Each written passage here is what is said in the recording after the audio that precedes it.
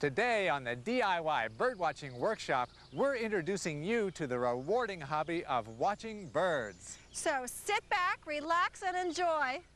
Watching birds is fun and easy. We'll give you some great tips on how to find and identify birds.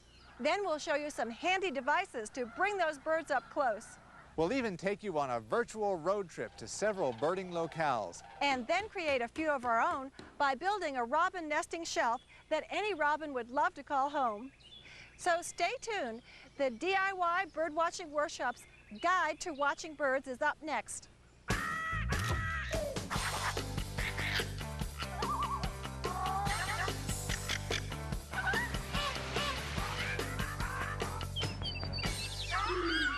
Welcome to the DIY Birdwatching Workshop. I'm Don Stokes. And I'm Lillian Stokes. If you love birds, then you're a bird watcher, also called a birder. Amazingly, there are over 70 million birders in the U.S. As a matter of fact, it's the fastest growing outdoor recreational activity. You know, there are so many ways people participate in this hobby. They feed birds, they view birds, they photograph birds, they keep lists of the bird they've seen, they travel to see birds, and they garden for birds, and so much more. But whenever you see a bird, it's always fun to know who it is. So here are some tips on how to identify birds. Now that you've looked at a bird, how do you find out who it is? Well, you use a field guide. That's what they're designed for. Field guides are specifically made to help you identify and name birds. Most field guides are organized in this way. The larger birds like ducks and hawks are in the front, and the smaller songbirds are in the back. Those songbirds are the ones you're most likely to see in your backyard. There are several ways you can access a field guide. This one has an alphabetical index on one page. The other page has a color tab index to the different groups of birds. Say, for example, you want to find a bluebird. So we go down to the tab that has bluebirds and thrushes. It's the brown tab. We open the book, and there's a bluebird. Now, the kinds of information contained in field guides is really interesting. This one has a range map. A range map tells you where the bird can be found at different times of year, so you know if it's in your area. In this case, this range map is color-coded. The green indicates the area the bird is all year round. Yellow is where the bird can be found in the summer, and blue is where the bird can be found in the winter. Now, in addition to a range map, look at the identification clues. These are very important because what they will tell you is what are the key things to look for in that bird. If you just look at the picture, you sometimes miss that. Above that here, we have pictures of both the male and female for the eastern bluebird, because in this species, male and female are different. Generally, when there's only one picture, it means male and female look alike. There's other kinds of information as well. This one has habitat information that tells you what kind of habitat this bird is found in. It also has information about the voice. What does it sound like? In addition, some field guides such as this contain information such as feeding, what does it eat, nesting, where does it nest, what does the nest look like, how many eggs does it lay, etc. And then other interesting behavior. In addition to traditional field guides, there are a variety of other books that can help you identify birds. You might get a beginner's guide, which doesn't have all the birds, but has the most common ones that you might see. There are also books that divide the birds up by group. So this is a complete guide to the identification of gulls. This will really get you in deep with them. And then there are books that take over certain regions of the country. This is a guide to the birds of Alaska. You can find these very helpful as well. Now, another great way to identify birds is by knowing their different songs and calls.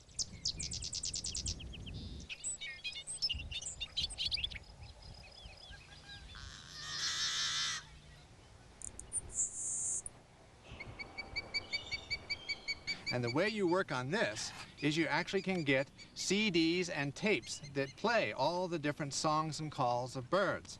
This is one that is a 3 CD set, and you can actually plug in the number of the bird and immediately get the sounds that that bird makes. It's a lot of fun to do this, and sometimes you don't see the bird, you only hear it, so it's a great way to identify it. Another great source is our website, DIYnet.com. Then click on the Workshops category.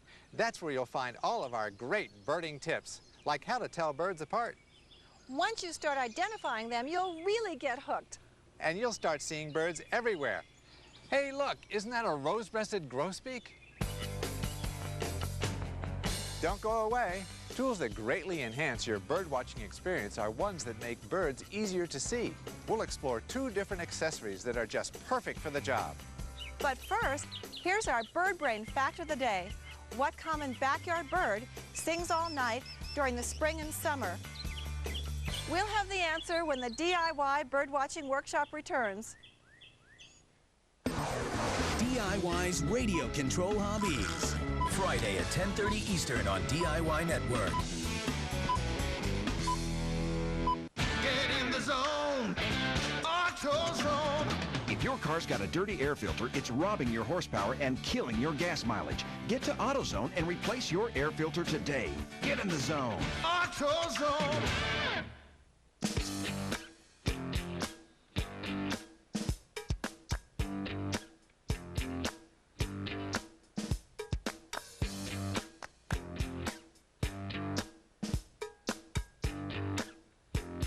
It combines the things you love about a car with the stuff you need from an SUV. The totally new Ford Freestyle. One vehicle, endless possibilities. Ford, built for the road ahead. We're knocking on doors for Scrubbing Bubbles. Hi, how are you? Talking about toilet brushes. It's disgusting. Fresh brush, flushable. You flush the brush down the toilet. It's working pretty well. I'm flushing the germs right down the toilet. Scrubbing Bubbles flushable brush. With DIY, the Do-It-Yourself Network, and DIYNetwork.com, you get more done.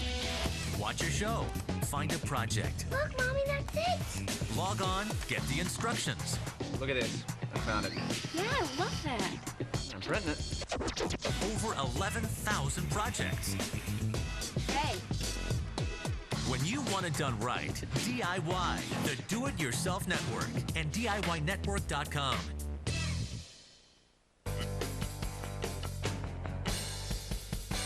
Here's the question one more time. What common backyard bird sings all night during the spring and summer? Give up? It's the northern mockingbird, who often serenades you to sleep, especially when there's a full moon. And that's our bird brain fact of the day. Welcome back to the DIY Birdwatching Workshop. Any birdwatcher worth his weight in birdseed knows that in order to fully appreciate the birds, you need to know what you're looking at. Become familiar with local birds in your area by reading your field guide so that next time one shows up, you'll know right away who it is. Field guides are a great way to help you identify birds and know their names, but your birdwatching experience will be much more enhanced if you have the tools to see birds, such as binoculars and telescopes. If you want to watch birds, you need the right tool for watching birds, and that is binoculars, or binos, as Don and I sometimes call them. In general, choose the best binoculars you can for the money.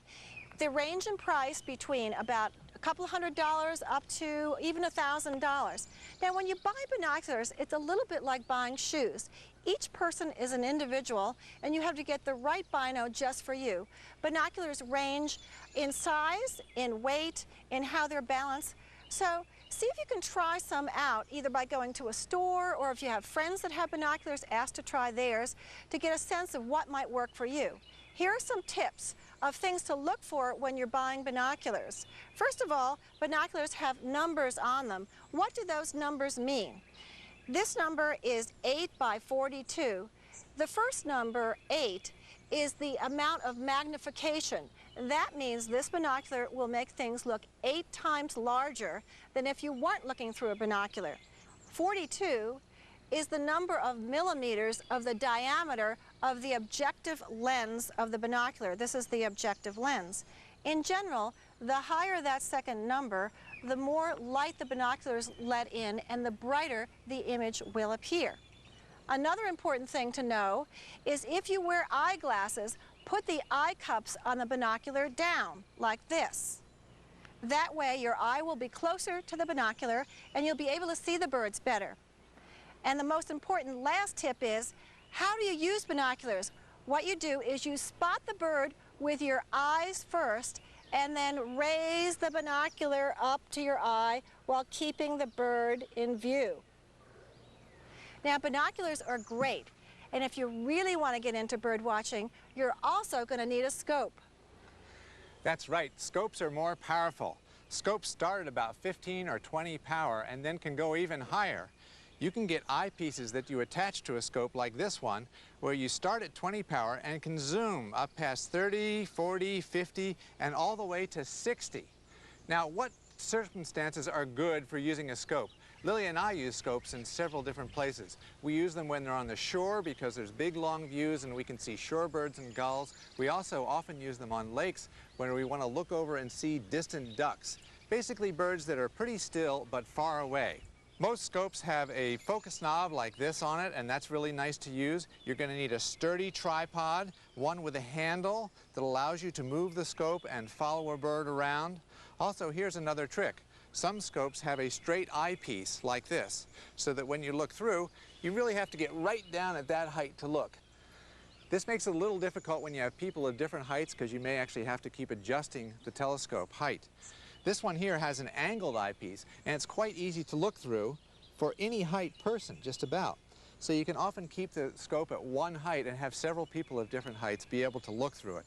Now, when you look for something in a telescope, it's kind of hard to see it because you have so much power of magnification. So it's good to kind of get it lined up with what you're looking at, and you get it lined up like that, and you look over it, and then all of a sudden you look through it, and there's the bird, big as life. It's a lot of fun to have good optics, and the better optics you have, the more fun you'll have watching birds. Birds seen at a distance are wonderful, but when you're able to magnify them, they truly become larger than life. Now it's time to put your knowledge and binoculars to good use. Next on the DIY Birdwatching Workshop, we'll take you on a virtual tour of some of the country's best birding hotspots. So don't go away.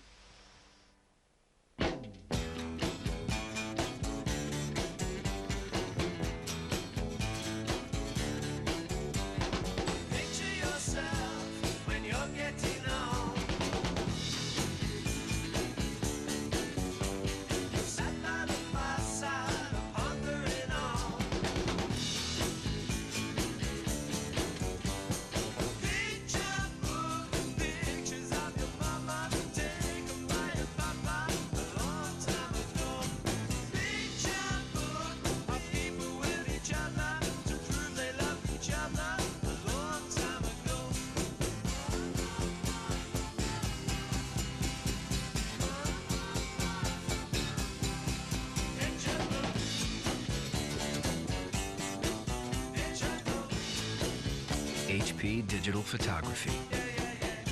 Click, print, invent. Millions of people are whitening their teeth with Crest White Strips. So what's the story? Come with me and we'll find out. First stop, celebrity makeup artist Carmody. Even the most stylish people don't realize just how much more beautiful and whiter their teeth can be. So now the first thing I do when I get a new client is I make them use Crest White Strips Premium. See? Beautiful. Let's find out more. Says here you'll start seeing results with Crest White Strips Premium after just 3 days, and a beautiful whiter smile in only 7 days. So let's talk to women who've tried these. My daughter said, "Mom, your smile is so much brighter." It made me feel so good inside. It almost felt like if you went on a diet and it actually worked and you lost 20 pounds, it was sort of that same feeling because it's a product that really works. I was concerned that they might harm my enamel, so I consulted my dentist, and he said they were safe to use and actually encouraged me to use them. To get a beautiful whiter smile, you need Crest White Strips Premium. I have mine. What about you? Stop waiting. Start whitening. Still unsure? Go online to get a $7 coupon for Crest White Strips Premium. Irresistibly white, irresistibly beautiful.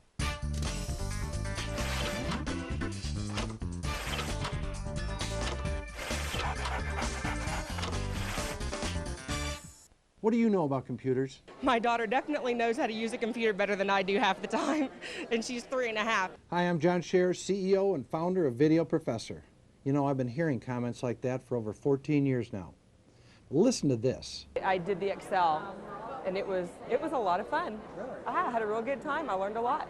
The difference? Just an hour with one of my CDs, and they're easy to use.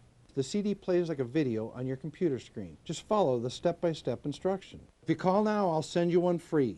You just pay a small shipping and handling. Now, the reason I'll do this is because I know that once you try my product, you'll come back to us for all your computer learning needs. You know, if you can't learn, I'll even refund your shipping and handling. So, learn a new skill in less than an hour. Try my product. I think that's the most fun I've had learning something about the computer. To get your free computer learning CD, you must call now. Call 1-800-320-8183. To be sure not to fail when it's time to drive a nail. Just ask Yannick's. When it's time to finish the space in the basement of your place. Just ask Yannick's. Who's the one guy you can trust when answers are a must? Just ask Yannick's. Expert advice and old-fashioned know-how for every chore under the roof. Just ask Yannick's. The What Is It, How Does It Work, and Where Does It Go show. Sunday at 7 Eastern on DIY Network.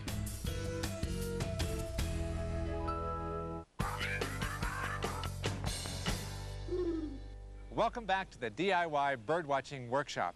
On today's show, we've been analyzing the fine art of birdwatching. First, we talked about how to identify birds. And also how to use binoculars and telescopes. But you also have to find birds to watch. Did you know there are over 700 species that you can find in the U.S.? You can locate some in your backyard and also nearby natural habitats. But the best way to see more species is to plan a trip to a different region of the country where different species live. Lily and I have taken many of these wonderful birding trips. Now you can come along too. Our journey started off at the Bosque del Apache National Wildlife Refuge, just south of Albuquerque, New Mexico. It's the winter home to thousands of snow geese and sandhill cranes. Here the cranes forage in the grain fields by day, while the snow geese gather to rest. Look how many geese there are. It looks like a field of snow. Mixed in with the snow geese are the smaller Ross's geese and the dark-bodied blue goose, which is a morph of the snow goose. Each night the cranes and the geese roost in the protection of the marshes. And at dawn they fly out in droves, much to the delight of birders from all over.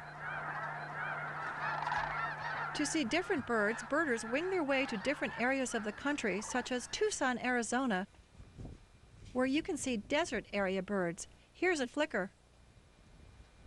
Don and I like to visit here in August, get up at dawn, and travel to the southeastern Arizona mountains known as Sky Islands. The Chiricahua Mountains are home to very special birds like this acorn woodpecker, sporting its black and white plumage and red cap, and this young male black-headed grosbeak, along with a Mexican jay. But the real treat are the hummingbirds. You might see up to 14 species. Our favorites are the large, magnificent hummingbirds found only in the Southwest. The male black-chinned hummingbird has a black throat bordered by purple and is found throughout the West. And the broad-billed hummingbird, another Southwest specialty. This male looks like his whole body is covered in jewels. The final stop on our birding trip was Crane Creek Park and McGee Marsh Recreation Area in Ohio. They're located on the southern shore of Lake Erie. There's a lovely visitor center and a viewing platform to look out over the marshes to see birds like this pied-billed grebe. They are great places in the fall to see migrating warblers who cross the lake and land in the trees at the shore. The protected forest here provides shelter and insects for the birds to refuel themselves during their journey. There's a nice boardwalk for birders that winds through the trees. Just look up, and you'll see fall warblers like this magnolia warbler. Nearby, a Nashville warbler forages on weeds, while a black and white warbler is searching for insects on the boardwalk rail. It's finally rewarded with a big juicy spider. If you're not able to take a trip to a distant birding location, there are other ways you can expose yourself to birds and other bird lovers. You can join a local bird club or organization and take a walk with other birders, or you can subscribe to a magazine devoted to bird watching. There are even videos on bird watching, and you can go to our website at DIYnet.com and click on the workshops category. Basically, wherever there's a will, there's a way. And a potential for birding every day. It's time to get the tools out. When Don and I return, we'll show you how to construct a nesting shelf for one of spring's first birds, the American robin. It's next, when the DIY birdwatching workshop continues.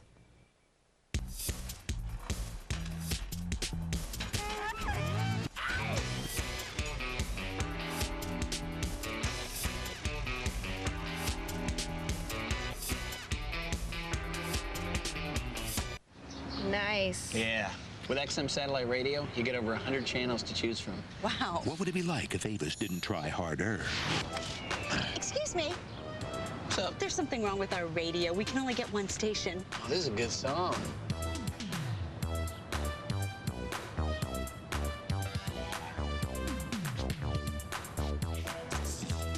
If we didn't try harder, we wouldn't be Avis. XM satellite radio, free with any premium or luxury car. Give us a call. That's what you'll be saying if you don't buy your hardwood flooring at Lumber Liquidators. Look at these incredible sale prices on hardwood flooring now at Lumber Liquidators. Over 900,000 square feet of Bruce pre-finished flooring. That's over 60 truckloads of solid 3/4 inch. Armstrong's Bruce pre-finished flooring for $279 per square foot while it lasts. Antique oak laminate flooring, now 78 cents per square foot. That's right, 78 cents per square foot for click laminate with a 10-year warranty. 3/4 inch solid oak flooring, 99 cents per square foot. Bellawood 50-year pre-finished hardwood flooring. This is the flooring Bob Vila put in his own home. Bellawood comes with a 50-year warranty on the finish, the best in the industry. In fact, I like the quality of the flooring so much that I've put it in my own home. Bellawood is now available at Lumber Liquidators from $295 per square foot. Visit Lumber Liquidators now for the best prices anywhere on great hardwood flooring. Call 1-800-FLOORING. That's 1-800-FLOORING or visit lumberliquidators.com. Ever wondered what it's really like to be a soldier? What do you got? I have a sit rep from Alpha Company. BT, ready to be verified. Verified. Put yourself in the picture with this free video.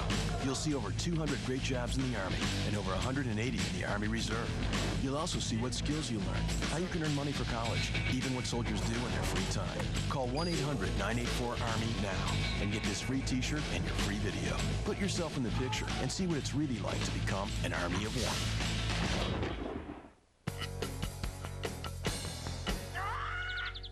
Welcome back to the DIY Birdwatching Workshop.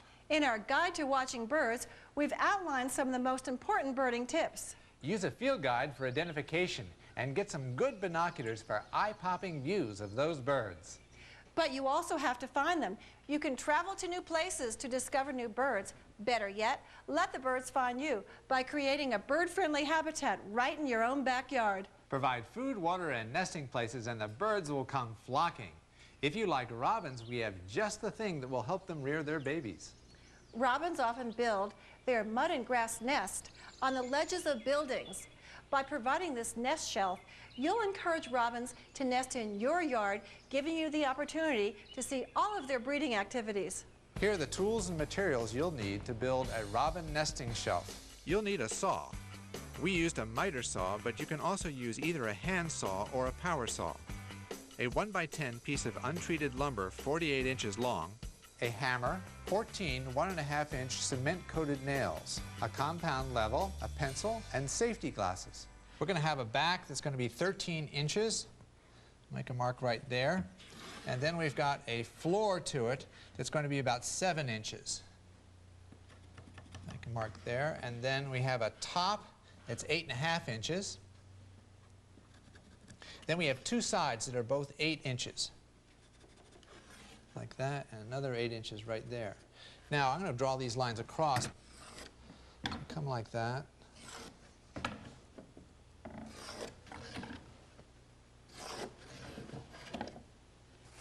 And the floors actually have to be trimmed down a bit. So these have to be trimmed down to 8 inches, which is about here. And that's also here. And over to here. And these two side pieces actually have to be at 6 inches. 1, 2, 3, 4, 5, 6. So they have to be quite a bit smaller. So we're actually going to cut this one here. Like that. And this one like that. Cut your sides at a 20-degree angle for your top. cut the front side also at a 20-degree angle. So let's make our main cuts first. Safety goggles.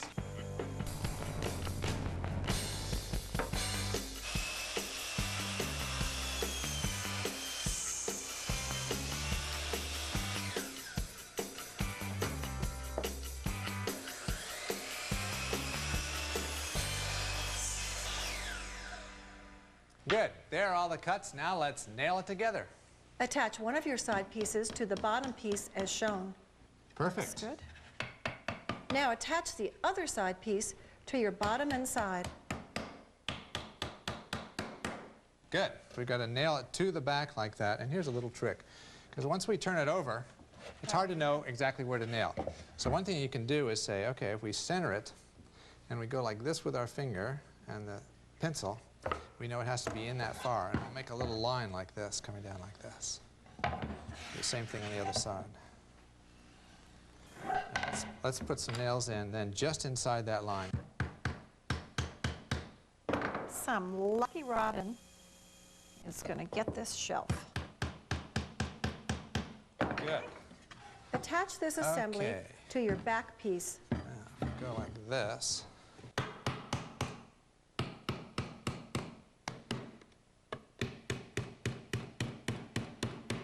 Now, the final thing is we want to put the roof on. And one little touch we're going to do to the roof is, see, when it's like that, there's a lot of space up here. So we're just going to make a little angled cut there, which will make it nice and smooth. Get the safety goggles on.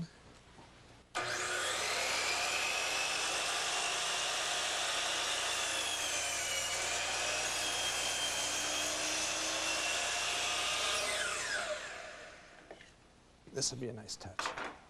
That'll help keep the water out. Oh, yeah, look at that. It's perfect. Finish it up. Great. One more. Go ahead. Look at that. Perfect place for robins to breed.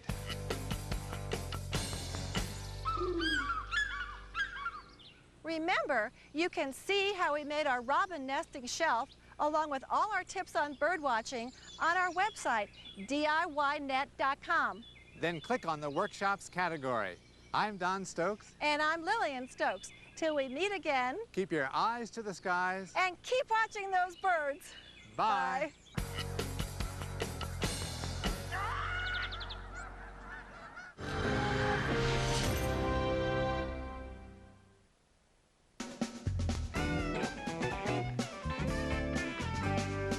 Hi, I'm Bobby Bell, and I'm a glassblower. I make hummingbird feeders out of the same glass you cook with.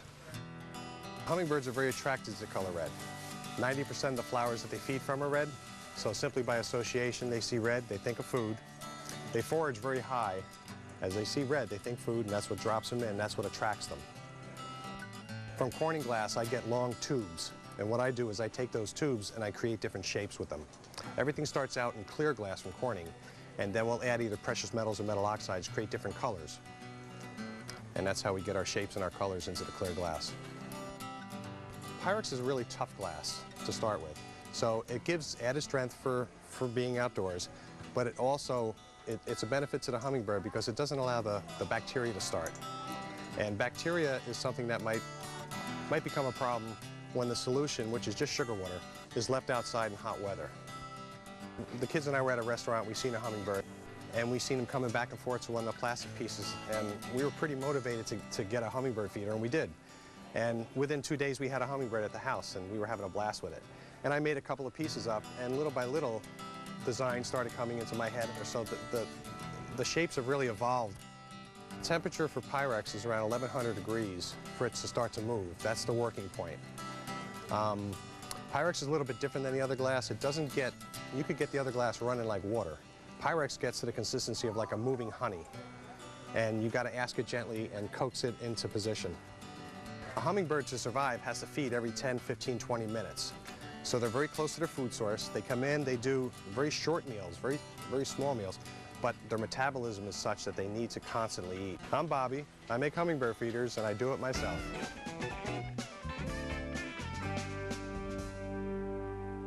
Thanks for watching. watching DIY, the Do-It-Yourself Network. Tune in again at 7 a.m. for more step-by-step information. Or anytime, visit us online at DIYnet.com. The following is a paid program for Esteban's American Legacy Guitar, brought to you by HSN.